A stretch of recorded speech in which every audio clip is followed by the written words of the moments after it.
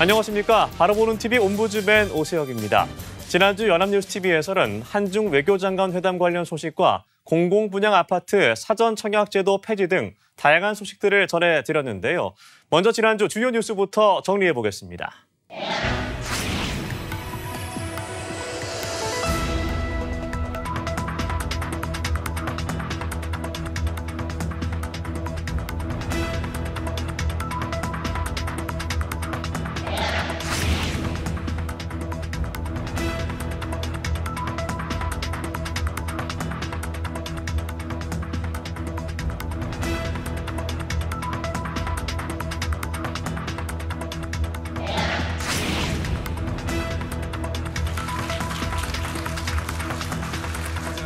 되어야 한다고 생각하고 또 더 맡겨주신 이 자리에 계신 이재명 당대표님입니다.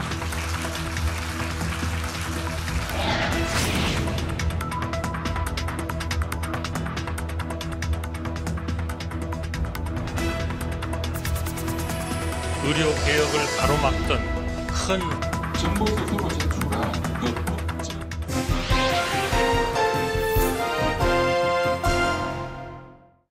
지난주 연합뉴스TV는 서울 강남역 인근 건물 옥상에서 연인을 살해한 20대 대학생에 대해 프로파일러가 동원되고 피해자에 대한 2차 가해 중지 요청이 있었다는 소식을 전했습니다.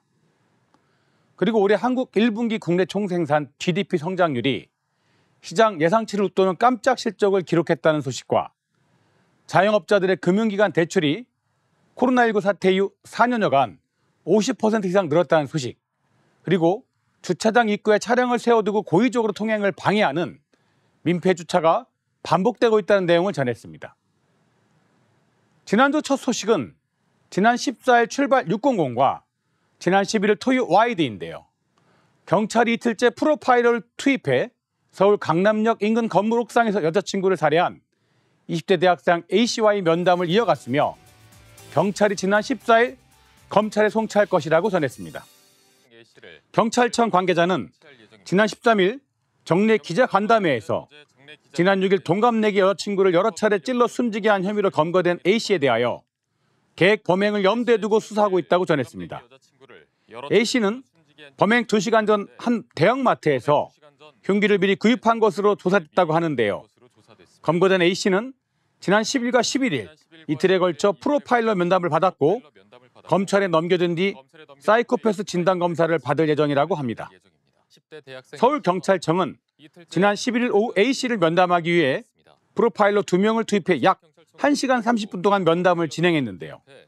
전날 첫 면담에 투입된 프로파일러는 A씨에게 사건과 관련된 구체적 진술을 이끌어내고 진위를 검증하는 등 정확한 범행 동기 파악에 주력했다고 합니다. 경찰 관계자는 사이코패스 검사 여부 등은 진술 분석 등을 거쳐 결정할 예정이라고 마무리했습니다. 지난 10일 출발 600에서는 여성가족부가 최근 강남역 인근에서 발생한 교제살인 사건과 관련하여 피해자에 대한 2차 가해 중지를 호소했다고 전했습니다. 20대 대학생이 지난 6일 강남역 인근 건물 옥상에서 여자친구를 살해한 사건이 발생해 경찰이 수사를 진행 중인데요. 신영숙 여가부 차관은 지난 9일 성명을 통해 단순한 호기심이 씻을 수 없는 상처를 남길 수 있다며 고인에 대한 명예를 보호할 수 있도록 신상털기 등 2차 가해를 중지해달라고 호소했다고 합니다. 또한 신 차관은 관련 부처 등이 참여하는 여성폭력방지위원회 제2전문위원회를 조속히 개최할 것이라고 강조했다며 마무리했습니다. 강남역 살인 사건은 또 한 번의 큰 충격을 주고 있는데요. 특히 학업이 우수했던 대학생의 살인이라는 점에서 과연 어떠한 범행 동기에서 살인이 이루어졌으며 범행 당시 심리 상태가 어떠했는지 이해가 중요하다는 점을 짚을 필요가 있었습니다. 이 때문에 프로파일러를 투입하여 범행 동기를 파악하고 사건 해결의 심리적인 측면을 파악하고자 하는 것입니다. 이러한 사건을 통해 앞으로 비슷한 범죄 예방과 사회 안전을 위해 대비해야 하는데요. 특히 학업만이 강조되는 현 상태에서 인성교육의 방향에 대한 단초를 조금이라도 얻을 수 있다면 사회적, 개인적 측면 모두에서 도움이 될 것입니다. 또한 여성가족부의 호소에 대한 이해와 적극적인 지지가 중요한데요. 여성폭력의 현실과 심각성을 인식하고 피해자의 존엄과 프라이버시를 보호하면서도 여성폭력에 대한 인식을 높일 수 있는 내용이 보강되어야 할 것입니다. 살인의 예방과 사회 안전에 대한 인식만큼 피해자의 보호 또한 중요하다는 점은 함께 강조될 점입니다. 지난 12일 뉴스 17에서는 해외 투자은행들이 우리나라 경제 성장률 전망치를 속속 올리고 있다고 전했습니다. 올해 한국 1분기 국내 총생산 GDP 성장률이 시장 예상치를 웃도는 깜짝 실적을 기록했고 수출도 반도체를 중심으로 양호한 흐름을 보이며 지난달까지 7개월째 증가세를 이어간 영향으로 골드만삭스, JP모건 등 글로벌 투자은행 8곳이 최근 전망한 올해 한국 경제 성장률은 평균 2.5%로 한 달 새 0.4%포인트 상향되었습니다. 관심은 지난 16일과 오늘 23일 각각 수정 전망을 내놓을 한국개발연구원 KDI와 한국은행인데요. 두 기관의 종정 전망치는 각각 2.2%와 2.1%였습니다. 다만 1분기 성장의 내수 회복이 이어질지는 장담할 수 없어 걸림돌이 없는 건 아니라고 전했는데요. KDI는 5월 경제 동향을 통해 고금리 기조 등으로 상품 소비 감소세가 지속되고 있다고 진단했습니다. 그리고 향후 건설 경기를 살펴볼 수 있는 국내 건설 수주액도 1분기 기준 1년 전보다 28% 감소한 상황이라고 하는데요. 올라가는 경제 성장률 전망치에도 지속성을 담보할 수 없다는 평가가 나오는 이유라고 마무리했습니다. 지난주 12일 뉴스 13에서는 자영업자들의 금융기관 대출이 코로나19 사태 이후 4년여간 50% 이상 늘었다는 소식을 전했습니다. 그렇습니다. 국회 양경숙 의원이 신용평가기관 나이스 평가 정보로부터 제출받은 자료에 따르면 지난 3월 말 기준 자영업자 335만 9,590명의 금융기관 대출 규모는 1,112조 7,400억 원이었는데요. 이는 코로나19 유행 직전인 2019년 말과 비교해 4년 3개월 사이 대출자는 60%, 대출 금액은 51% 증가한 수치라고 합니다.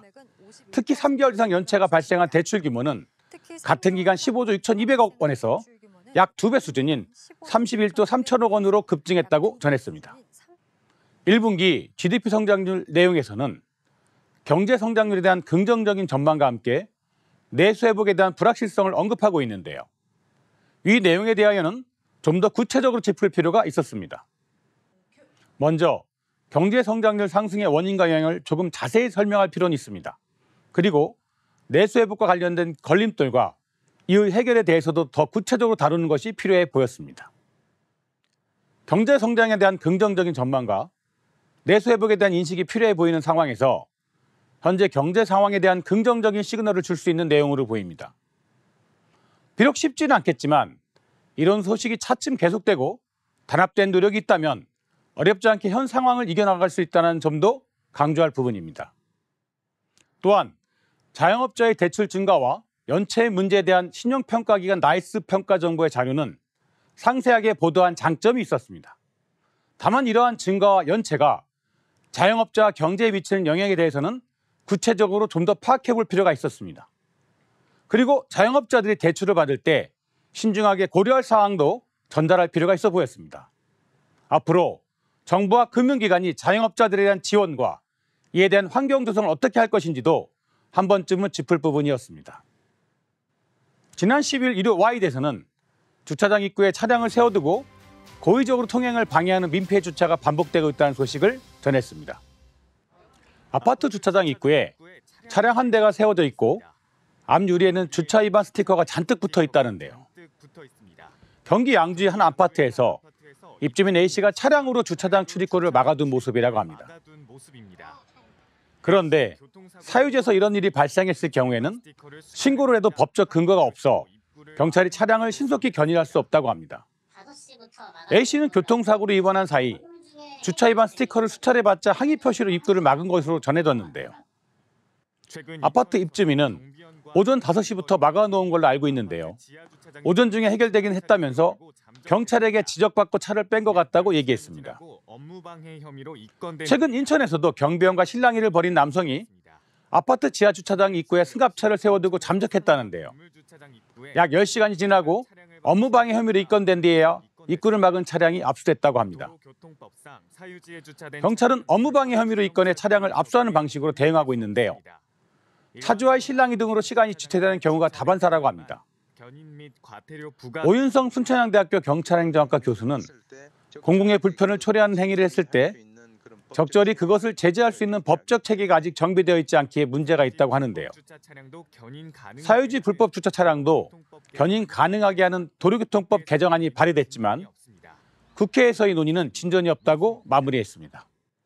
이 보도는 주차장 입구에 차량을 세워두고 통행을 방해하는 민폐 주차 사태가 반복되고 있다는 것과 그러한 문제점을 다루고 있는데요. 이러한 행위가 입주민들과 주변 사람들에게 매우 큰 불편함을 준다는 점을 강조하고 주차 문제로 이웃끼리 큰 싸움으로 번질 수 있다는 점도 짚어야 합니다. 경찰의 대응 과정과 해결 시간 등을 좀 더 상세히 설명해 민폐 주차의 해결이 쉽지 않았음을 강조할 필요가 있었습니다. 그리고 경찰이 업무 방해 혐의로 대응하는 과정에서도 법적 진행이 어려워 나름 한계가 있다는 점도 짚었으면 더 유익한 보도였을 것입니다. 사유지에서의 불법 주차 차량을 견인할 수 있도록 하는 도로교통법 개정안이 국회에서 조속히 통과돼야 할 것이지만 아파트 관리 규정의 강화를 통한 해결 방법은 없는지도 한 번쯤 짚어볼 필요가 있었습니다. 그리고 이를 통해 입주민들의 준법 정신을 고취시키는 캠페인이나 자발적 방지 참여도 소개하면 더욱 좋았을 것입니다. 지금까지 연합뉴스 TV 시청자 평가였습니다.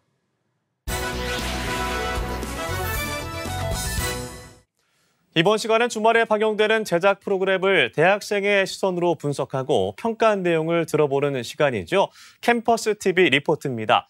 이번 주는 명지대학교 김근아 학생 나와 있습니다. 안녕하세요. 안녕하세요. 네, 김근아 학생 지난주 어떤 프로그램을 모니터링했나요? 네, 저는 매주 일요일 오후 7시 30분에 방송되는 연합뉴스 TV 스페셜을 모니터링했습니다.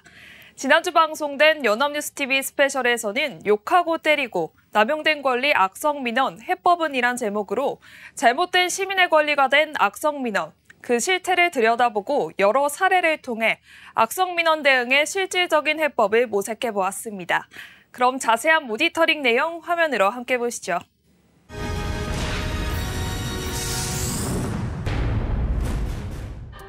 방송은 지난 4월 29일 검은색 복장의 공무원 1000여 명이 모여 악성민원 희생자들을 추모한 현장을 보여주며 시작합니다. 악성민원이 연평균 4만 6천여 건 발생하며 폭언과 폭행, 신변 위협 등 민원 공무원의 도를 넘는 행위가 나날이 늘고 있다고 합니다. 악성민원에 시달리지 않는 그런 일터를 만들어달라는 현장의 목소리입니다. 양대 공무원 노조의 공동집회 개최는 지난 3월 초 김포시청 소속 구급 공무원 사망으로 시작되었다고 하는데요. 공무원으로 임명된 지 1년 6개월여 만에 자신의 차에서 숨진 채로 발견돼 공직사회에 큰 충격을 주었던 안타까운 사건입니다. 2월 29일 김포시 한 도로에서 진행된 도로 파임 보수 공사로 차량이 정체돼 항의 민원이 쏟아졌다고 하는데요. 일부 민원인은 온라인 카페에 공무원 신상을 공개해 각종 비난과 조롱이 난무했다고 합니다. 우리 사회가 지금 굉장히 갈등이 첨예화된 사회잖아요. 그러니까 그런 약간의 선동하는 이야기가 나오면 대부분 동조하는 경향이 강합니다. 이게 이제 대중들의 심리잖아요. 노조는 당시 온라인 카페에 사망 공무원에게 악성 게시글 협박 전화를 한 민원인을 경찰에 수사 의뢰해 지난달 26일에는 명예훼손과 협박 혐의로 2명을 입건했다고 전했습니다. 제작진은 올해 1월 민원인에게 머리를 망치로 습격당한 파주시청의 박태현 씨를 만났습니다. 가해 민원인은 주거지 인근 공장 악취에 시달리며 수년 전부터 민원을 제기했다고 합니다. 파주시청 소통관이었던 박태현 씨는 초기엔 민원의 내용처럼 악취가 심하게 났던 건 사실이나 이후엔 예산을 통해 공장들의 악취 저감 시설 등을 설치했다는 입장을 밝혔는데요. 민원인은 이주 대책 마련은 물론 금전적인 피해 보상까지 요구했다고 합니다. 민원인이 숨겨온 망치에 맞아 머리 2곳이 파열돼 전치 2주 상해를 받았다고 전했습니다. 박태현 씨는 이날 이후 방어적인 태도를 가지게 되었으며 악성 민원으로부터 공무원을 보호하는 제도가 미비하다며 아쉬움을 드러내기도 했습니다. 그 예로 긴급 체포의 요건에 대해 지적했는데요. 긴급 체포의 요건은 피의자가 사형 무기, 또는 장기 3년 이상의 징역이나 금고에 해당하는 죄를 행했을 경우로 대다수의 민원인은 긴급 체포에 해당되지 않아 위법 민원인의 대처가 어렵다고 합니다. 또 민원인의 위법 행위로 공무원이 피해를 받더라도 공무원 지원이나 지자체 상황에 따라 상이하다고 합니다.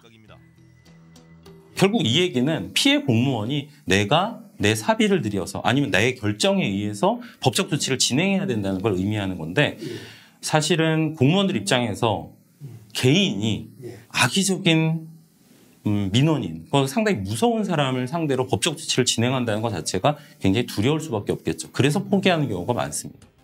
지난해 9월 하남시의 한 행정복지센터에서 근무하던 공무원이 인근 아파트에서 숨지는 사건이 발생했습니다. 유관단체 관리 업무를 담당하던 고인은 과중한 업무와 여러 단체의 무리한 민원에 시달렸던 것으로 알려져 있는데요. 보통 지역 유지로 상당한 영향력을 가진 유관단체장이 관내 고위직과 친분을 과시하며 무리한 요구를 할 경우 일선 공무원들은 엄청난 압박을 받을 수밖에 없다고 합니다. 한편 민원 처리 결과에 불만을 품고 보복성 민원을 하는 경우도 반복해서 제기된다고 하는데요. 뿐만 아니라 악의적으로 공직자의 정보 공개를 반복적으로 청구하며 담당 공무원의 업무를 방해하는 경우도 늘고 있다고 합니다. 서울시의 송파구청의 경우 민원인의 위법 행위를 보호하는 차원으로 강화 유리를 설치하는가 하면 청사보안관이 상시 근무하는 등 위법 행위를 보호하기 위한 각종 보호 장치가 마련되어 있다고 합니다. 또한 민원 담당 공무원은 영상 기록 장치를 상시 착용하여 악성 민원을 대비하는가 하면 구청 내 경찰서와 바로 연결되는 비상벨이 위치별로 설치되어 있다고 합니다. 근속 5년 미만 공무원의 퇴직 현황은 2019년 6,500명에서 2023년 13,566명으로 나날이 증가하고 있다고 합니다. 이에 정부는 올해 5월 악성 민원 방지 및 민원 공무원 보호 강화 범정부 종합대책을 발표했습니다. 하지만 공무원 노조는 예산 확충과 인력 충원이 되지 않으면 정부의 대책은 실효성이 낮다며 비판을 제기하였다고 합니다. 매년 반복되는 민원 담당 공무원들의 비극, 공무원 보호를 위한 보다 강력한 법과 제도 마련은 물론 공무원과 민원인을 존중하는 성숙한 시민의식이 뿌리내리길 바란다며 방송은 마무리됩니다. 네, 모니터링한 내용 잘 봤습니다. 근하 학생은 이번 연합뉴스TV 스페셜을 보면서 어떤 점이 가장 인상 깊었나요? 네, 악성 민원의 수가 4만 6천여 건이나 된다는 것에 정말 깜짝 놀랐습니다.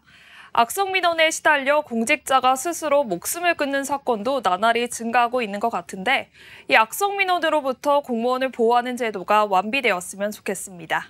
네, 말씀 잘 들었습니다. 지금까지 명지대학교 김근하 학생이었습니다. 고맙습니다. 감사합니다.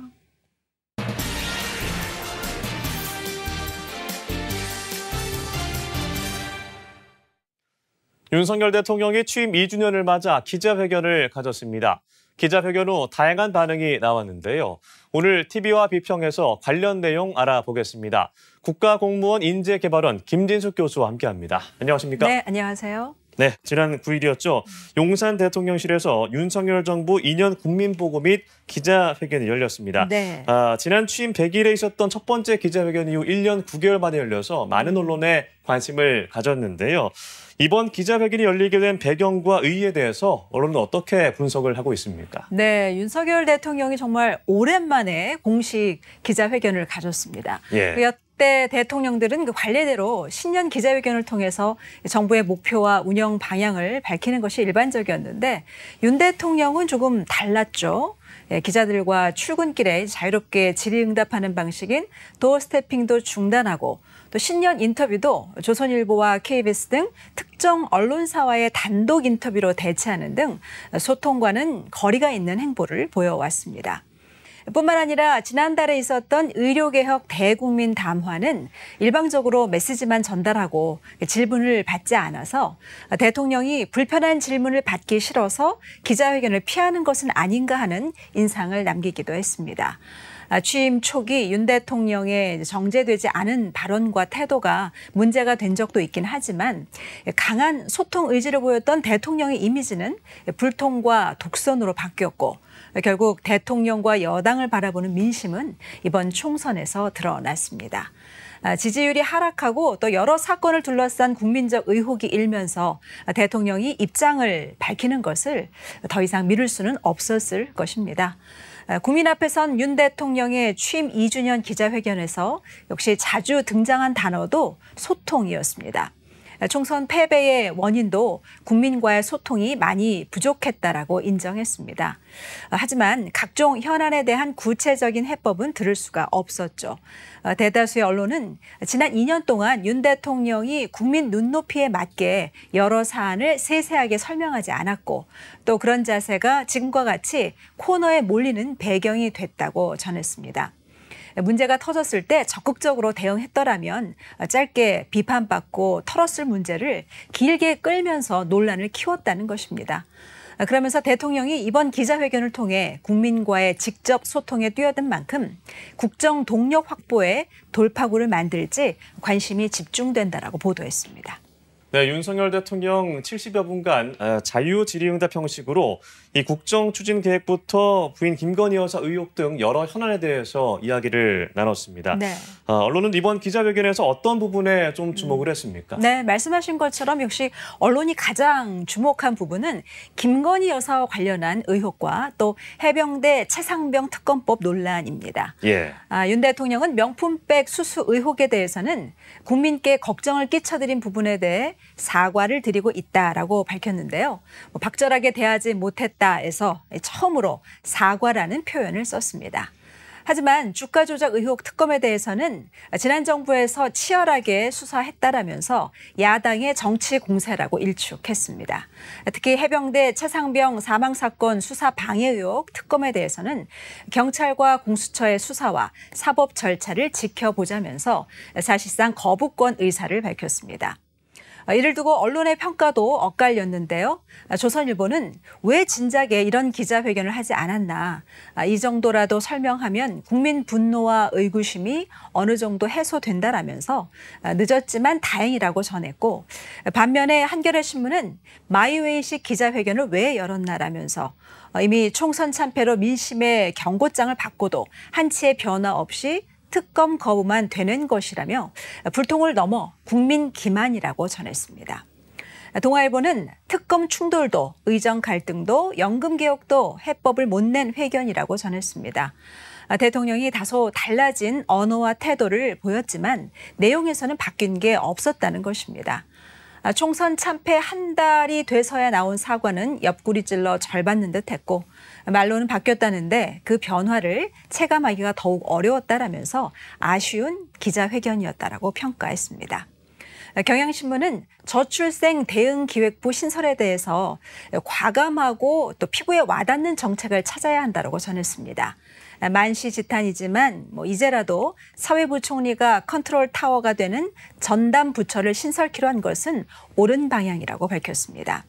그러면서 이제 진정으로 저출생 문제를 해결하고 싶다면 노동과 주거, 또 성평등, 복지와 교육 등 사회 전 분야의 정책 기조를 획기적으로 바꿔야 한다라고 강조했습니다. 네, 이번 기자회견에 대해서 정치권은 다양한 평가를 내놨습니다. 어떤 평가들이 있었는지 전해주시죠. 네, 윤 대통령이 이제 이번 기자회견에 대해서 여야의 반응도 엇갈렸습니다. 특히 사자성어 평가가 눈길을 끌었는데요. 정의용 국민의힘 대변인은 논평에서 허심탄회라고 밝혔습니다.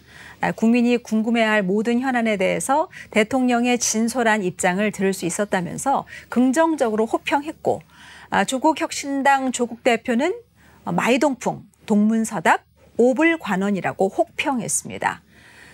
또 범야권인 조국 대표와 이준석 개혁신당 대표의 발언도 이제 비교가 되면서 언론의 관심을 끌었는데요.